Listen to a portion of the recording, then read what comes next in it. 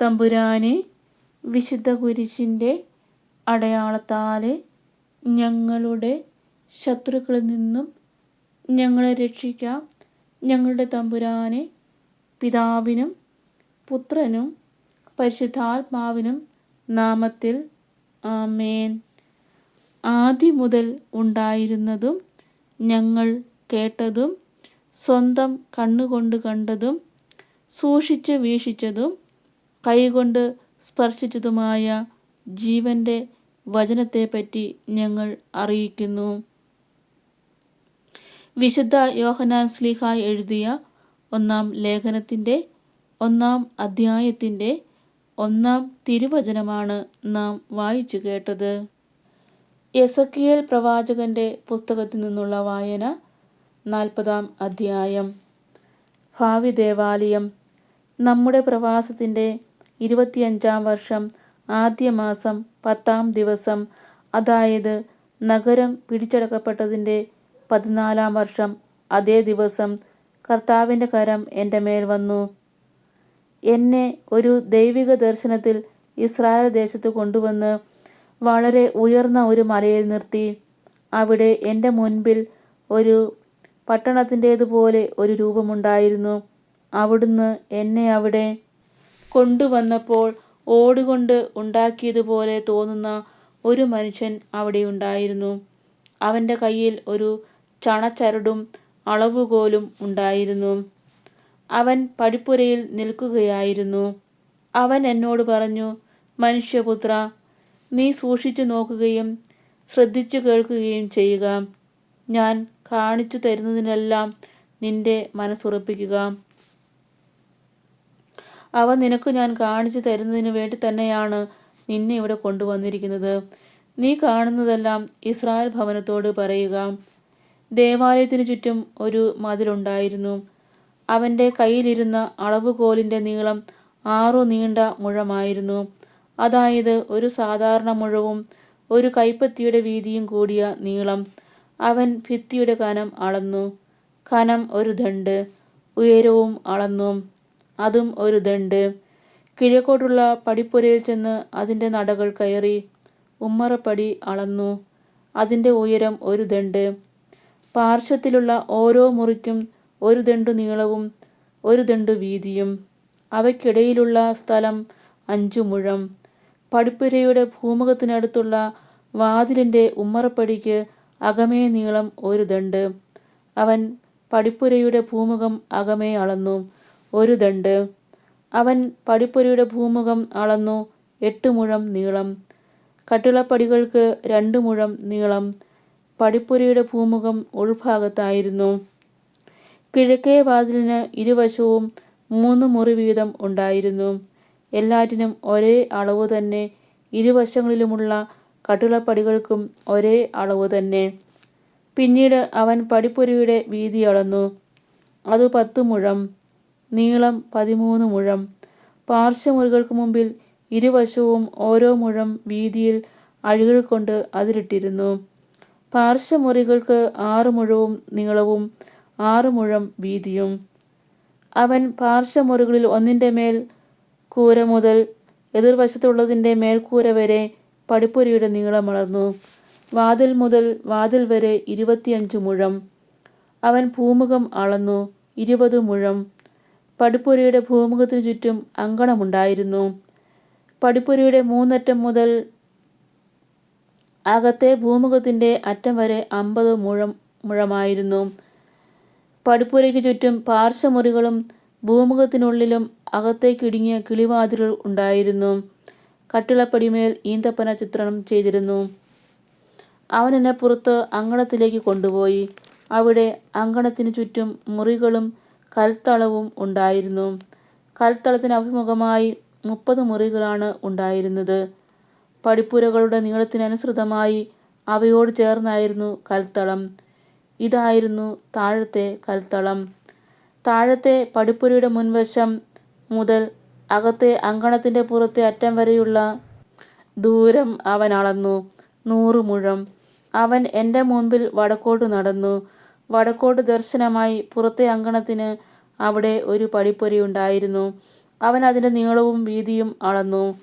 അതിൻ്റെ ഇരുവശങ്ങളിലുമുള്ള 3 മുറികളും കട്ടിളപ്പടികളും പൂമുഖവും ആദ്യത്തെ പടിപ്പുരയുടെ തന്നെ അളവിലായിരുന്നു.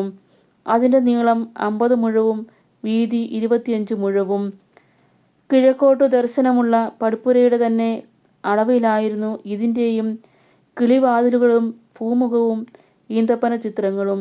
അതിലേക്ക് 7 നടകളുണ്ടായിരുന്നു. പൂമുഖം അകത്തായിരുന്നു. കിഴക്കുള്ളതുപോലെ അകത്തെ അങ്കണത്തിലേക്ക് വടക്കേ പടിപ്പുരയ്ക്കെതിരെയും ഒരു പടിപ്പുര ഉണ്ടായിരുന്നു.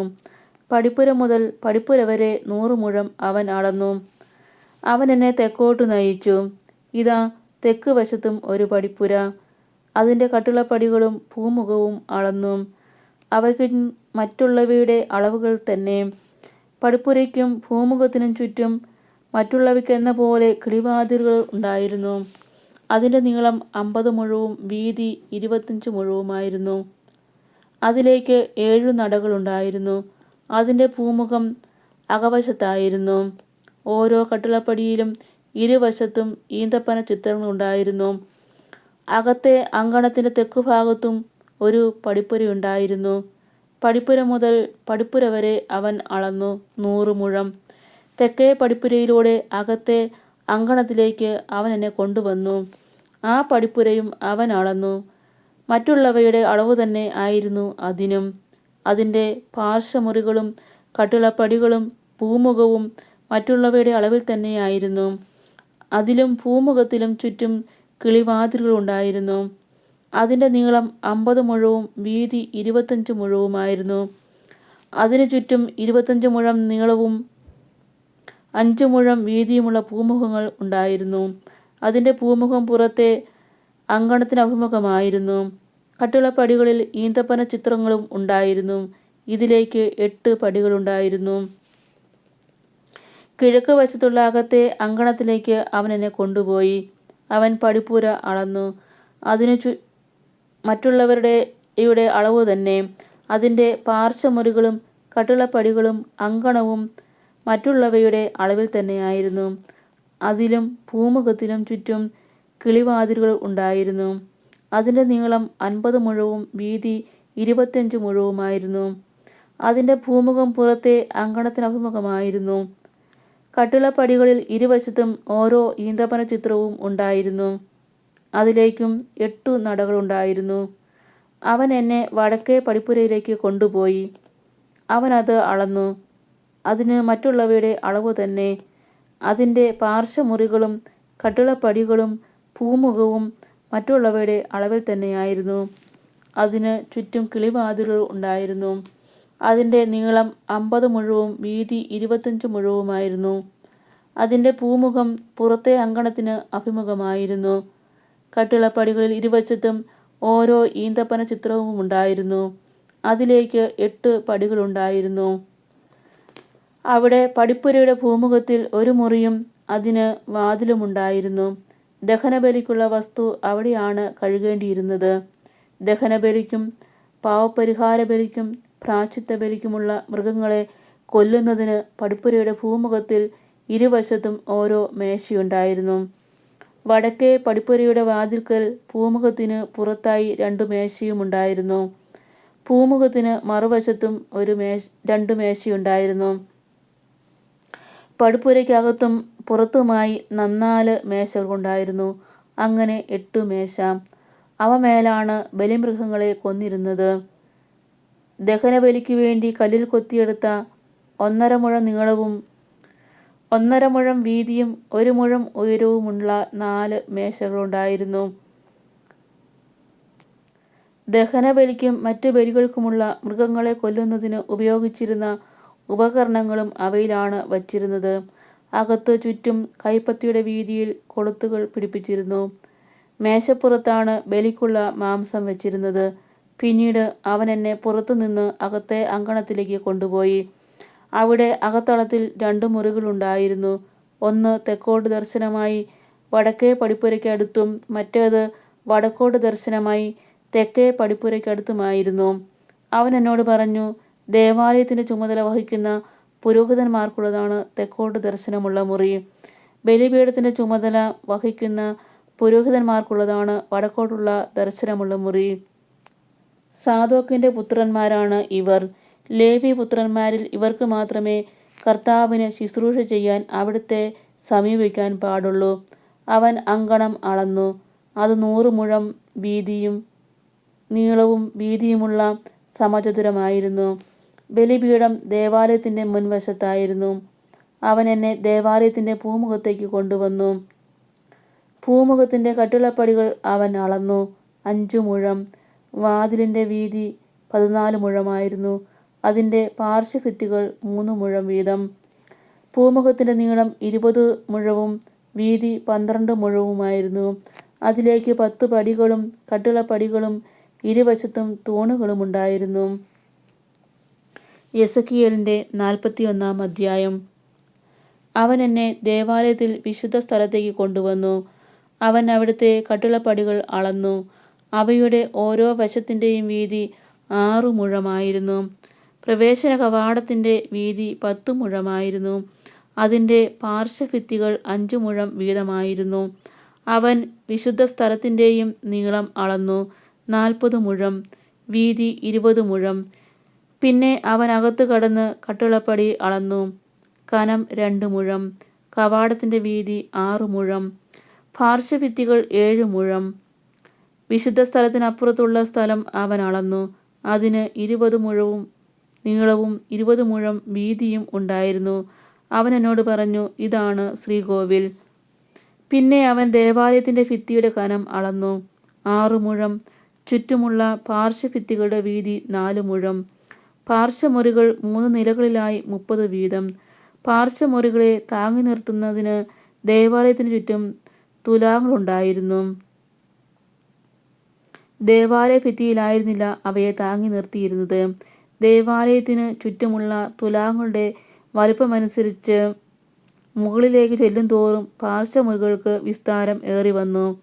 താഴത്തെ നിലയിൽ നിന്ന് മധ്യനിലയിലേക്ക് പോകാൻ ദേവാലയത്തിൻ്റെ അരികിൽ ഒരു ഗോവണി ഉണ്ടായിരുന്നു. ദേവാലയത്തിന് ചുറ്റും ഉയർന്ന ഒരു തറ ഞാൻ കണ്ടു. പാർശ്വമുറികളുടെ അടിത്തറയുടെ അളവ് 6 മുഴമുള്ള ഒരു പൂർണ്ണ ദണ്ഡായിരുന്നു. പാർശ്വമുറികളുടെ പുറം ഭിത്തിയുടെ കനം 5 മുഴമായിരുന്നു. തറയുടെ ബാക്കി ഭാഗം 5 മുഴം. ദേവാലയത്തിന് ചുറ്റുമുള്ള തറയ്ക്കും അങ്കണത്തിലെ മുറികൾക്കും ഇടയിൽ ചുറ്റും 20 മുഴം വീതിയിൽ സ്ഥലമുണ്ടായിരുന്നു. പാർശ്വമുറികൾ ഒഴിച്ചിട്ടിരുന്ന തറയിലേക്കാണ് തുറന്നിരുന്നത്. ഒന്ന് വടക്കോട്ടും മറ്റേത് തെക്കോട്ടും. തറയുടെ വീതി ചുറ്റും 5 മുഴമായിരുന്നു. പടിഞ്ഞാറ് ദേവാലയത്തിൻ്റെ അങ്കണത്തിനഭിമുഖമായി നിൽക്കുന്ന കെട്ടിടത്തിൻ്റെ വീതി 70 മുഴമായിരുന്നു. അതിൻ്റെ ചുറ്റുമുള്ള ഭിത്തിക്ക് 5 മുഴവും കനവും 90 മുഴം നീളവും. അവൻ ദേവാലയം അളന്നു. അതിന് 100 മുഴം നീളം. അങ്കണവും ഭിത്തികൾ ഉൾപ്പെടെ കെട്ടിടവും കൂടെ 100 മുഴം നീളം. ആലയത്തിൻ്റെ കിഴക്കേ മുഖവും മുറ്റവും കൂടി 100 മുഴം വീതി. അവൻ പടിഞ്ഞാറ് വശത്തെ മുറ്റത്തിനഭിമുഖമായി നിൽക്കുന്ന കെട്ടിടം ഇരുവശത്തുമുള്ള ഭിത്തികളുടെ ഉൾപ്പെടെ അളന്നു. 100 മുഴം നീളം. അകത്ത് വിശുദ്ധ സ്ഥലത്തും ശ്രീകോവിലിലും പുറത്ത് ഭൂമുഖത്തും തറ മുതൽ കിളിവാതിലുകൾക്ക് വരെ ചുറ്റും പലകയടിച്ചിരുന്നു. കിളിവാതിലുകൾക്ക് അഴിയിട്ടിരുന്നു. മറയ്ക്കാൻ വിരിയും ഉണ്ടായിരുന്നു. വാതിലിന് മുകളിലേക്ക് ശ്രീകോവിലിൻ്റെ അകത്തും വിശുദ്ധ സ്ഥലത്തും ഭിത്തിയിൽ ചിത്രപ്പണികളുണ്ടായിരുന്നു. കെരൂബുകളും ഈന്തപ്പനകളും 2 കെരൂബുകളുടെ മധ്യേ ഒരു ഈന്തപ്പന എന്ന ക്രമത്തിൽ ചിത്രീകരിക്കപ്പെട്ടിരുന്നു. ഓരോ കെരൂബിനും 2 മുഖം വീതം ഉണ്ടായിരുന്നു. ഒരു വശത്തെ ഈന്തപ്പനയുടെ നേരെ മനുഷ്യമുഖവും മറുവശത്തെ ഈന്തപ്പനയുടെ നേരെ സിംഹക്കുട്ടിയുടെ മുഖവും തിരിഞ്ഞിരുന്നു. ദേവാലയം മുഴുവൻ ചുറ്റും ഇങ്ങനെ കൊത്തിവച്ചിരുന്നു. ദേവാലയ ഭിത്തിയിൽ തറ മുതൽ വാതിലിൻ്റെ മേൽഭാഗം വരെ കെരൂബുകളുടെയും ഈന്തപ്പനകളുടെയും ചിത്രങ്ങൾ കൊത്തിയിരുന്നു. വിശുദ്ധ സ്ഥലത്തിൻ്റെ കട്ടിളക്കാൽ സമചതുരത്തിലായിരുന്നു. തടി കൊണ്ടുള്ള ബലിപീഠം പോലെ തോന്നിക്കുന്ന ഒന്ന് വിശുദ്ധ സ്ഥലത്തിന് മുമ്പിലുണ്ടായിരുന്നു. അതിന് 3 മുഴം ഉയരവും 2 മുഴം നീളവും 2 മുഴം വീതിയുമുണ്ടായിരുന്നു. അതിൻ്റെ കോണുകളും ചുവടും വശങ്ങളും മരം കൊണ്ടുള്ളതായിരുന്നു. അവൻ എന്നോട് പറഞ്ഞു, ഇത് കർത്താവിൻ്റെ സന്നിധിയിലെ മേശയാണ്. വിശുദ്ധ സ്ഥലത്തിനും ശ്രീകോവിലിനും ഈ 2 വാതിലുകൾ ഉണ്ടായിരുന്നു. വാതിലുകൾക്ക് തിരിയുന്ന ഈ 2 പാളികളുണ്ടായിരുന്നു. ഭിത്തികളിൽ എന്ന പോലെ കെരൂബുകളുടെയും ഈന്തപ്പനയുടെയും ചിത്രം വിശുദ്ധ സ്ഥലത്തിൻ്റെ വാതിലുകളിലും കൊത്തിയിരുന്നു. പൂമുഖത്തിന് മുൻവശത്തായി മരം കൊണ്ടുള്ള ഒരു വിതാനമുണ്ടായിരുന്നു. പൂമുഖത്തിൻ്റെ ഇരുവശങ്ങളിലും അഴിയടിച്ച കിളിവാതിലുകളും ഈന്തപ്പന ചിത്രങ്ങളും ഉണ്ടായിരുന്നു. എസെക്കിയേലിൻ്റെ 42-ാം അധ്യായം. അവൻ എന്നെ വടക്കോട്ട് നയിച്ച് പുറത്തുള്ള അങ്കണത്തിലേക്ക് കൊണ്ടുവന്നു. വടക്കുള്ള കെട്ടിടത്തിനും ദേവാലയ അങ്കണത്തിനും എതിരെയുള്ള മുറികളിലേക്ക് അവൻ എന്നെ നയിച്ചു. വടക്കു വശത്തുള്ള കെട്ടിടത്തിൻ്റെ നീളം 100 മുഴവും വീതി 50 മുഴവും ആയിരുന്നു. അകത്തെ അങ്കണത്തിൻ്റെ 20 മുഴത്തിനടുത്ത് പുറത്തെ അങ്കണത്തിലെ കൽത്തളത്തിന് അഭിമുഖമായി 3 നിലകളിലായി നടുപ്പുരകൾ ഉണ്ടായിരുന്നു. മുറികൾക്ക് മുമ്പിൽ അകത്തേക്ക് 10 മുഴം വീതിയും 100 മുഴം നീളവുമുള്ള ഒരു പാതയുണ്ടായിരുന്നു. അതിൻ്റെ വാതിലുകൾ വടക്കോട്ടായിരുന്നു. നടപ്പുരയ്ക്കും താഴെയും മധ്യത്തിലുമുള്ള മുറികളിൽ നിന്ന് എടുത്തതിനേക്കാൾ കൂടുതൽ സ്ഥലം നടപ്പുരകൾക്ക് മുകളിലുള്ള മുറികളിൽ നിന്ന് എടുത്തിരുന്നതിനാൽ അവ കൂടുതൽ ഇടുങ്ങിയിരുന്നു. അവ 3 തട്ടായി നിലകൊണ്ടു. ബാഹ്യാങ്കണത്തിലേതുപോലെ തൂണുകൾ അവയ്ക്കില്ലായിരുന്നു. അതുകൊണ്ടാണ് മുകളിലത്തെ മുറികൾക്ക് താഴത്തെയും മധ്യത്തിലെയും മുറികളേക്കാൾ വീതി കുറഞ്ഞു പോയത്. മുറികൾക്ക് സമാന്തരമായി എതിരെയുള്ള ബാഹ്യാങ്കണത്തിന് നേരെ 50 മുഴം നീളത്തിൽ ഒരു ഭിത്തിയുണ്ടായിരുന്നു. ദേവാലയത്തിന് എതിരെയുള്ള മുറികളുടെ നീളം 100 മുഴം ആയിരുന്നെങ്കിൽ ബാഹ്യാങ്കണത്തിനുള്ളവയുടേത് 50 മുഴമായിരുന്നു. ബാഹ്യ അങ്കണത്തിൽ നിന്ന് പ്രവേശിക്കുമ്പോൾ കിഴക്ക് വശത്തായി ഈ മുറികൾക്ക് താഴെ ഒരു കവാടമുണ്ടായിരുന്നു. അവിടെയാണ് പുറത്തെ ഭിത്തി ആരംഭിക്കുന്നത്. തെക്ക് വശത്ത് അങ്കണത്തിനും കെട്ടിടത്തിനുമെതിരെ മുറികളുണ്ടായിരുന്നു. മുറികൾക്ക് മുമ്പിൽ വഴി ഉണ്ടായിരുന്നു. നീളം, വീതി, ബഹിർഗമനമാർഗങ്ങൾ, വാതിലുകൾ, മറ്റു സംവിധാനങ്ങൾ എന്നിവയിൽ വടക്ക് വശത്തെ മുറികൾ പോലെ തന്നെ ഈ മുറികളും. തെക്കേ മുറികളുടെ താഴെ കിഴക്ക് വശത്ത് വഴിയിലേക്ക് കടക്കുന്നിടത്ത് ഒരു കവാടമുണ്ടായിരുന്നു. അവയ്ക്കെതിരെയായിരുന്നു നടുഭിത്തി. അവൻ എന്നോട് പറഞ്ഞു, അങ്കണത്തിനെതിരെ വടക്കും തെക്കുമുള്ള മുറികൾ വിശുദ്ധങ്ങളാണ്. കർത്താവിന് ശുശ്രൂഷ ചെയ്യുന്ന പുരോഹിതന്മാർ അവിടെ വെച്ചാണ് ഏറ്റവും വിശുദ്ധമായ ബലിവസ്തുക്കൾ ഭക്ഷിക്കുക. ധാന്യബലിക്കും പാവപരിഹാര ബലിക്കും പ്രായശ്ചിത്ത ബലിക്കും വേണ്ട വിശുദ്ധ വസ്തുക്കൾ അവിടെയാണ് അവർ സൂക്ഷിക്കുക. എന്തെന്നാൽ ആ സ്ഥലം വിശുദ്ധമാണ്. പുരോഹിതന്മാർ വിശുദ്ധ സ്ഥലത്ത് പ്രവേശിച്ചാൽ പിന്നെ ശുശ്രൂഷയ്ക്ക് ഉപയോഗിക്കുന്ന വസ്ത്രങ്ങൾ ഇവിടെ മാറ്റിവെച്ചിട്ട് പുറത്തെ അങ്കണത്തിലേക്ക് പോകാവൂ. എന്തെന്നാൽ അവ വിശുദ്ധങ്ങളാണ്. വേറെ വസ്ത്രങ്ങൾ ധരിച്ചിട്ടേ അവർ ജനത്തിനു വേണ്ടി നിശ്ചയിച്ചിരിക്കുന്ന സ്ഥലത്തേക്ക് പോകാവൂ. ദേവാലയത്തിൻ്റെ ഉൾഭാഗം അളന്നു കഴിഞ്ഞപ്പോൾ അവൻ എന്നെ കിഴക്കേ വാതിലിലൂടെ പുറത്തേക്ക് നയിച്ചിട്ട് ചുറ്റുമുള്ള സ്ഥലം അളന്നു. അവൻ അളവുദണ്ഡ് കൊണ്ട് കിഴക്ക് ഭാഗം അളന്നു, 500 മുഴം. അവൻ തിരിഞ്ഞ് വടക്ക് ഭാഗം അളന്നു, അതും 500 മുഴം. പിന്നെ അവൻ തെക്ക് ഭാഗം അളന്നു, അതും 500 മുഴം. അവൻ തിരിഞ്ഞ് പടിഞ്ഞാറ് ഭാഗം അളന്നു, അതും 500 മുഴം. 4 വശവും അവൻ അളന്നു, ഓരോ വശത്തും 500 മുഴം. നീളത്തിൽ അതിനു ചുറ്റും മതിലുണ്ടായിരുന്നു. അത് വിശുദ്ധ സ്ഥലത്തെ വിശുദ്ധ സ്ഥലമല്ലാത്ത സ്ഥലത്തു നിന്ന് വേർതിരിച്ചു. എസെക്കിയേലിൻ്റെ 43-ാം അധ്യായം. കർത്താവിൻ്റെ മഹത്വം മടങ്ങി വരുന്നു. പിന്നീട് അവൻ എന്നെ കിഴക്കേ പടിപ്പുരയിലേക്ക് കൊണ്ടുവന്നു. ഇസ്രായേലിൻ്റെ ദൈവത്തിൻ്റെ മഹത്വം അതാ കിഴക്ക് നിന്ന് വരുന്നു. അവിടുത്തെ ആഗമനത്തിൻ്റെ ശബ്ദം പെരുവെള്ളത്തിൻ്റെ ഇരമ്പൽ പോലെയായിരുന്നു. ഭൂമി അവിടുത്തെ തേജസ് കൊണ്ട് പ്രകാശിച്ചു. നഗരം നശിപ്പിക്കാൻ അവിടുന്ന് വന്നപ്പോൾ എനിക്കുണ്ടായ ദർശനവും കേബാർ നദീതീരത്ത് വെച്ച് എനിക്കുണ്ടായ ദർശനവും പോലെ തന്നെയായിരുന്നു ഇപ്പോഴത്തേതും. ഞാൻ കമിഴ്ന്നു വീണു. കർത്താവിൻ്റെ മഹത്വം കിഴക്കേ പടിപ്പുരയിലൂടെ ദേവാലയത്തിൽ പ്രവേശിച്ചു.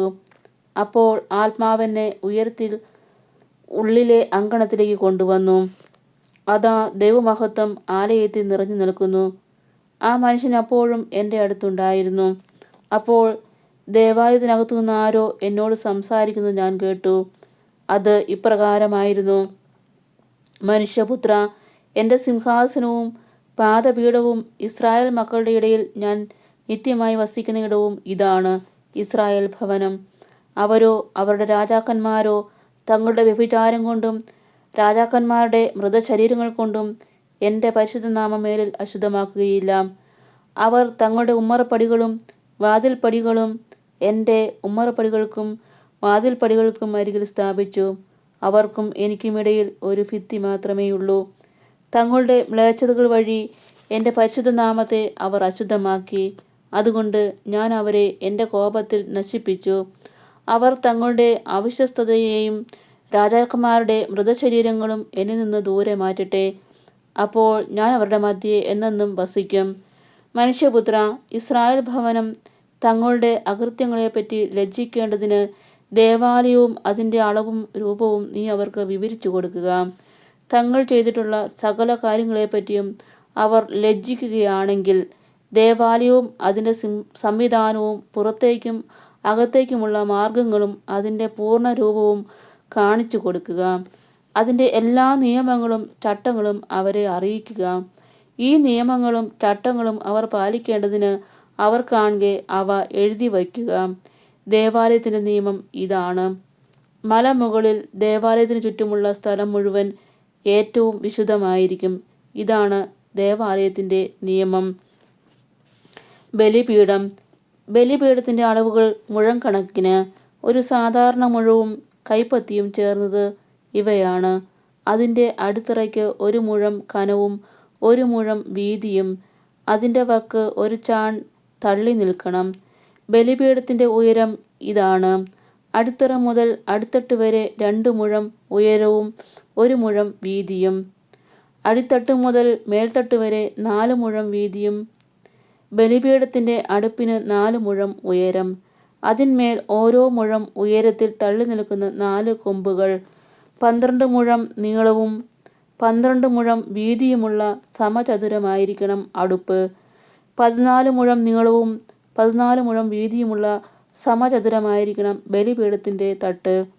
ചുറ്റുമുള്ളവയ്ക്ക് 1/2 മുഴവും ചുവട് ചുറ്റും 1 മുഴവും വീതിയിലായിരിക്കണം.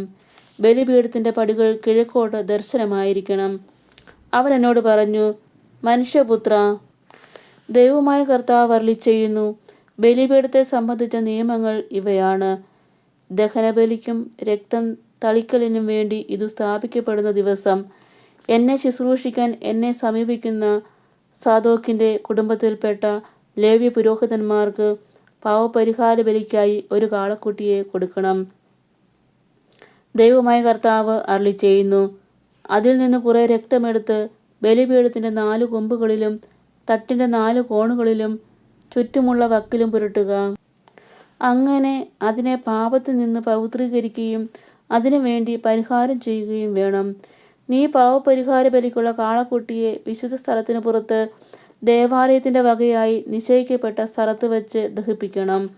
2-ാം ദിവസം ഊനമറ്റ ഒരു കോലാട്ടുകൊറ്റനെ പാവപരിഹാര ബലിയായി നീ അർപ്പിക്കണം. കാളക്കുട്ടിയെ കൊണ്ട് ബലിപീഠം ശുദ്ധീകരിച്ചതുപോലെ ഇതിനെ കൊണ്ടും ശുദ്ധീകരിക്കണം. അത് ശുദ്ധീകരിച്ചു കഴിയുമ്പോൾ ഊനമറ്റ ഒരു കാളക്കുട്ടിയെയും ആട്ടിൻ കൂട്ടത്തിൽ നിന്ന് ഊനമറ്റ ഒരു മുട്ടാടിനെയും നീ ബലി അർപ്പിക്കണം. നീ അവയെ കർത്താവിൻ്റെ സന്നിധിയിൽ കൊണ്ടുവരണം. പുരോഹിതന്മാർ അവയുടെ മേൽ ഉപ്പ് വിതറി അവയെ ദഹനബലിക്കായി കർത്താവിന് സമർപ്പിക്കും. പാവപരിഹാര ബലിക്കായി ഒരു കോലാടിനെ വീതം 7 ദിവസത്തേക്ക് നീ ബലി അർപ്പിക്കണം. ഊനമറ്റ ഒരു കാളക്കുട്ടിയെയും ആട്ടിൻകൂട്ടത്തിൽ നിന്ന് ഊനമറ്റ ഒരു ആട്ടിൻ കൊറ്റനെയും കൂട്ടി നീ ഇപ്രകാരം സമർപ്പിക്കണം. 7 ദിവസത്തേക്ക് അവർ ബലിപീഠത്തിന് വേണ്ടി പരിഹാരം ചെയ്യുകയും അത് ശുദ്ധീകരിക്കുകയും അങ്ങനെ അതിനെ പ്രതിഷ്ഠിക്കുകയും വേണം. 8-ാം ദിവസം മുതൽ നിങ്ങളുടെ ദഹനബലികളും സമാധാന ബലികളും പുരോഹിതന്മാർ ബലിപീഠത്തിൽ സമർപ്പിക്കും. അപ്പോൾ ഞാൻ നിങ്ങളെ സ്വീകരിക്കും. ദൈവമായ കർത്താവ് അരുളി ചെയ്തിരിക്കുന്നു. എസെക്കിയേലിൻ്റെ 44-ാം അധ്യായം. ദേവാലയത്തിലെ നിബന്ധനകൾ. വിശുദ്ധ സ്ഥലത്തിൻ്റെ പുറത്ത് കിഴക്കോട്ട് ദർശനമായി നിൽക്കുന്ന പടിപ്പുരയിലേക്ക് അവൻ എന്നെ തിരികെ കൊണ്ടുവന്നു. അത് അടച്ചിരുന്നു. കർത്താവ് എന്നോട് അരുളി ചെയ്തു, ഈ പടിപ്പുര എപ്പോഴും അടച്ചിരിക്കും. അത് തുറക്കപ്പെടുകയില്ല. ആരും അതിലൂടെ പ്രവേശിക്കുകയുമില്ല. എന്തെന്നാൽ ഇസ്രായേലിൻ്റെ ദൈവമായ കർത്താവ് അതിലൂടെ പ്രവേശിച്ചിരിക്കുന്നു. അതുകൊണ്ട് അത് അടഞ്ഞു കിടക്കണം. കർത്താവിൻ്റെ സന്നിധിയിൽ അപ്പം ഭക്ഷിക്കാൻ രാജാവിന് മാത്രം അവിടെ ഇരിക്കാം. അവൻ പടിപ്പുരയുടെ പൂമുഖത്തിൻ്റെ പാർശ്വ കവാടത്തിലൂടെ പ്രവേശിക്കുകയും ആ വഴിയിലൂടെ തന്നെ പുറത്തു പോവുകയും വേണം. വടക്കേ പടിപ്പുരയിലൂടെ അവൻ എന്നെ ദേവാലയത്തിൻ്റെ മുൻവശത്തേക്ക് കൊണ്ടുവന്നു. കർത്താവിൻ്റെ തേജസ് ദേവാലയത്തിൽ നിറഞ്ഞു നിൽക്കുന്നത് ഞാൻ കണ്ടു. ഞാൻ കമിഴ്ന്നു വീണു. കർത്താവ് എന്നോട് അരുളിച്ചെയ്തു, മനുഷ്യപുത്ര, കർത്താവിൻ്റെ ആലയത്തെപ്പറ്റി ഞാൻ പറയുന്ന ചട്ടങ്ങളും നിയമങ്ങളും സൂക്ഷിച്ചു കാണുകയും കേൾക്കുകയും ശ്രദ്ധിച്ച് മനസ്സിലാക്കുകയും ചെയ്യുക. ദേവാലയത്തിൽ ആർക്കും പ്രവേശിക്കാം, ആർക്കും പ്രവേശിച്ചുകൂടാ എന്ന് നീ ഓർത്തുകൊള്ളുക. ധിക്കാരികളുടെ ആ ഭവനത്തോട് ഇസ്രായേൽ ഭവനത്തോട് തന്നെ പറയുക. ദൈവമായ കർത്താവ് അരുളിച്ചെയ്യുന്നു, ഇസ്രായേൽ ഭവനമേ, നിന്റെ മ്ലേച്ഛതകൾ അവസാനിപ്പിക്കുക. എനിക്ക് ഭക്ഷണമായി മേധസ്സും രക്തവും സമർപ്പിക്കുമ്പോൾ ഹൃദയത്തിലും ശരീരത്തിലും അപരിച്ഛേദരായ അന്യരെ എൻ്റെ വിശുദ്ധ സ്ഥലത്ത് പ്രവേശിപ്പിച്ച് അതിനെ അശുദ്ധമാക്കുന്നത് നിർത്തുവിൻ. എല്ലാവിധ മ്ലേച്ഛതകൾക്കുപരി നിങ്ങൾ എൻ്റെ ഉടമ്പടി ലംഘിച്ചിരിക്കുന്നു. നിങ്ങൾ എൻ്റെ വിശുദ്ധ വസ്തുക്കൾ സൂക്ഷിച്ചില്ല. എൻ്റെ വിശുദ്ധ ആലയം സൂക്ഷിക്കാൻ നിങ്ങൾ അന്യരെ ഏർപ്പെടുത്തി. ദൈവമായ കർത്താവ് അരുളിച്ചെയ്യുന്നു, ഇസ്രായേൽക്കാരുടെ ഇടയിലുള്ള ഹൃദയത്തിലും ശരീരത്തിലും അപരിചിതരായ അന്യരാരും എൻ്റെ വിശുദ്ധ സ്ഥലത്തേക്ക് പ്രവേശിക്കരുത്. ഇസ്രായേൽ വഴിപിഴച്ച കാലത്ത് എന്നിൽ നിന്നകന്ന് വിഗ്രഹങ്ങളുടെ പുറകെ പോയ ലേവ്യർ അതിനുള്ള ശിക്ഷ അനുഭവിക്കും. ദേവാലയത്തിൻ്റെ പടിപ്പുര കാവൽക്കാരെയും ദേവാലയത്തിലെ പരിചാരകരായും അവർ എൻ്റെ വിശുദ്ധ സ്ഥലത്ത് ശുശ്രൂഷകരായിരിക്കും. ജനങ്ങൾക്ക് വേണ്ടി ഉള്ള ബലിക്കും ദഹനബലിക്കുമുള്ള മൃഗങ്ങളെ അവർ കൊല്ലണം. അവർ ജനത്തിന് സേവനം ചെയ്യാൻ ചുമതലപ്പെട്ടവരാണ്. അവർ വിഗ്രഹങ്ങളുടെ മുമ്പിൽ ശുശ്രൂഷ ചെയ്തതുകൊണ്ട് ഇസ്രായേൽ ഭവനത്തിന് പാപഹേതുവായി തീർന്നതിനാൽ ഞാൻ ശപഥം ചെയ്തിരിക്കുന്നു, അവർ തങ്ങൾക്കുള്ള ശിക്ഷ അനുഭവിക്കും. ദൈവമായ കർത്താവ് അരുളിച്ചെയ്യുന്നു, എനിക്ക് പുരോഹിത ശുശ്രൂഷ ചെയ്യാൻ എന്നെയോ എൻ്റെ വിശുദ്ധവും അതിവിശുദ്ധവുമായ വസ്തുക്കളെയോ അവർ സമീപിക്കരുത്. തങ്ങളുടെ മ്ലേച്ഛതകൾ നിമിത്തം അവർ അപമാനം സഹിക്കണം. എന്നാലും ദേവാലയത്തിൻ്റെ സൂക്ഷിപ്പിനും സേവനത്തിനും അതിലെ മറ്റെല്ലാ ജോലികൾക്കും ഞാൻ അവരെ നിയമിക്കും. ഇസ്രായേൽ ജനത എന്നിൽ നിന്ന് വഴിതെറ്റിയപ്പോൾ എൻ്റെ വിശുദ്ധ സ്ഥലത്തേക്ക് സൂക്ഷിപ്പുകാരായിരുന്ന സാദോക്കിൻ്റെ പുത്രന്മാരായ ലേവ്യ പുരോഹിതന്മാർ എൻ്റെ അടുക്കൽ വന്ന് എന്നെ ശുശ്രൂഷിക്കണം. മേധസ്സും രക്തവും എനിക്ക് സമർപ്പിക്കുന്നതിന് അവർ എൻ്റെ മുമ്പിൽ നിൽക്കണം. ദൈവമായ കർത്താവ് അരുളിച്ചെയ്യുന്നു, അവർ എൻ്റെ വിശുദ്ധ മന്ദിരത്തിൽ പ്രവേശിക്കുകയും എൻ്റെ മേശയെ സമീപിച്ച് എനിക്കുള്ള ശുശ്രൂഷകൾ അനുഷ്ഠിക്കുകയും വേണം. അകത്തെ അങ്കണത്തിലെ പടിപ്പുരകളിൽ പ്രവേശിക്കുമ്പോൾ അവർ ചണവസ്ത്രങ്ങൾ ധരിച്ചിരിക്കണം. അവിടെയും ദേവാലയത്തിനകത്തും എനിക്ക് ശുശ്രൂഷ ചെയ്യുമ്പോൾ രോമം കൊണ്ടുള്ളതൊന്നും അവർ ധരിക്കരുത്. അവരുടെ തലപ്പാവും കാൽച്ചട്ടയും ചണം കൊണ്ടുള്ളതായിരിക്കണം. വിയർപ്പുണ്ടാകുന്ന യാതൊന്നും അവർ ധരിക്കരുത്. അവർ പുറത്തെ അങ്കണത്തിൽ ജനങ്ങളുടെ അടുത്തേക്ക് പോകുമ്പോൾ തങ്ങൾ ശുശ്രൂഷയ്ക്ക് ഉപയോഗിച്ചിരുന്ന വസ്ത്രങ്ങൾ അഴിച്ച് വിശുദ്ധമായ മുറികളിൽ വയ്ക്കണം. തങ്ങളുടെ വസ്ത്രത്തിൽ നിന്ന് വിശുദ്ധി ജനങ്ങളിലേക്ക് പകരാതിരിക്കേണ്ടതിന് അവർ മറ്റു വസ്ത്രങ്ങൾ ധരിക്കണം. അവർ തലമുണ്ടനം ചെയ്യുകയോ മുടി നീട്ടുകയോ ചെയ്യാതെ കത്രിക്കുക മാത്രമേ ചെയ്യാവൂ. അകത്തെ അങ്കണത്തിൽ പ്രവേശിക്കുമ്പോൾ പുരോഹിതൻ വീഞ്ഞു കുടിച്ചിരിക്കരുത്. അവർ വിധവയെയോ ഉപേക്ഷിക്കപ്പെട്ടവളെയോ വിവാഹം ചെയ്യരുത്. ഇസ്രായേൽ ഭവനത്തിലെ കന്യകയെയോ പുരോഹിതൻ്റെ ഭാര്യയായിരുന്ന വിധവയെയോ വിവാഹം ചെയ്യാം. വിശുദ്ധവും വിശുദ്ധമല്ലാത്തതും തമ്മിലുള്ള വ്യത്യാസം അവർ എൻ്റെ ജനത്തെ പഠിപ്പിക്കുകയും എപ്രകാരമാണ് അത് വേർതിരിച്ചറിയേണ്ടതെന്ന് അവർക്ക് കാണിച്ചു കൊടുക്കുകയും വേണം. തർക്കത്തിൽ അവർ വിധികർത്താക്കളായിരിക്കണം. എൻ്റെ വിധികൾ അനുസരിച്ചായിരിക്കണം അവർ വിധിക്കേണ്ടത്. നിശ്ചിത തിരുനാളുകളിൽ അവർ എൻ്റെ നിയമങ്ങളും ചട്ടങ്ങളും പാലിക്കുകയും എൻ്റെ സാബത്ത് വിശുദ്ധമായി ആചരിക്കുകയും വേണം. മൃതശരീരത്തെ സമീപിച്ച് അവർ അശുദ്ധമാകരുത്. എന്നാൽ പിതാവ്, മാതാവ്, മകൻ, മകൾ, സഹോദരൻ, അവിവാഹിതയായ സഹോദരി എന്നിവർക്ക് വേണ്ടി അശുദ്ധരാകാം. അശുദ്ധനായ ശേഷം അവൻ 7 ദിവസം കാത്തിരിക്കട്ടെ. അത് കഴിഞ്ഞാൽ അവൻ ശുദ്ധനാകും. ദൈവമായ കർത്താവ് അരുളിച്ചെയ്യുന്നു, ശുശ്രൂഷയ്ക്കായി അകത്തെ അങ്കണത്തിൽ വിശുദ്ധ സ്ഥലത്തേക്ക് പോകുന്ന ദിവസം അവൻ തനിക്കുള്ള പാവപരിഹാര ബലി അർപ്പിക്കണം. അവർക്ക് പൈതൃകാവകാശം ഒന്നും ഉണ്ടായിരിക്കരുത്. ഞാനാണ് അവരുടെ അവകാശം.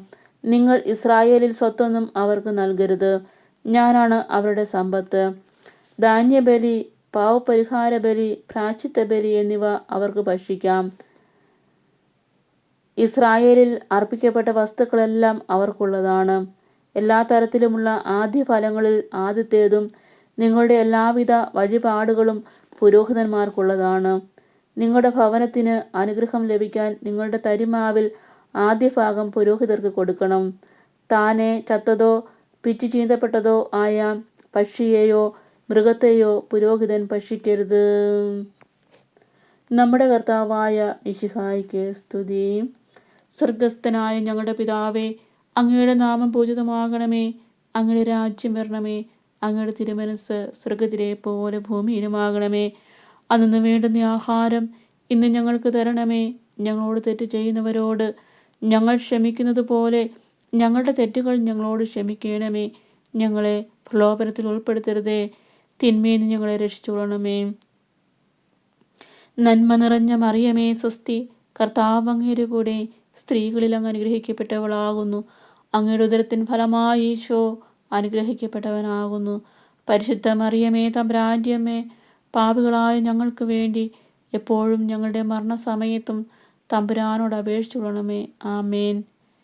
പിതാവിനും പുത്രനും പരിശുദ്ധാത്മാവിനും നാമത്തിൽ ആമേൻ. ആദിയിലെ പോലെ ഇപ്പോഴും എപ്പോഴും എന്നേക്കും ആമേൻ.